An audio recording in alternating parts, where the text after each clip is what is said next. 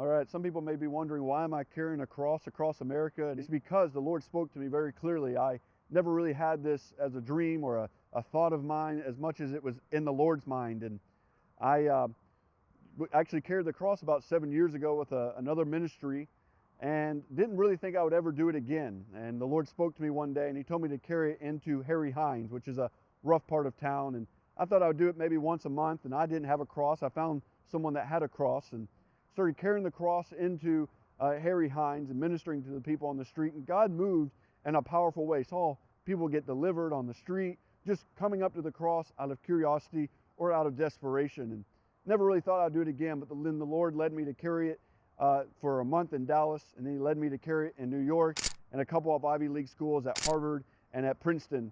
And one day I was driving down the road when I was carrying the cross in between Harvard and Princeton. I was driving down the street, and outside of a church at Christmas time, I saw a cross when typically most people have manger scenes. I saw a cross and 20-foot letters that said, "Obey." And as clear as day, I heard the Lord tell me, he says, "I want you to obey me by carrying the cross." And I went in and spoke to the pastor and the leaders of the church. Come to find out, they're doing a series at Christmas time when God tells you to do something, when it makes no sense. And that's exactly what this journey is about.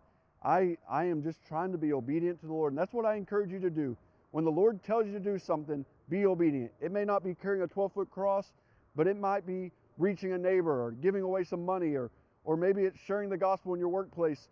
And it may make no sense to your head, but it's the Holy Spirit. He's igniting faith by speaking to you. May you be obedient and obey him today. Bless you guys.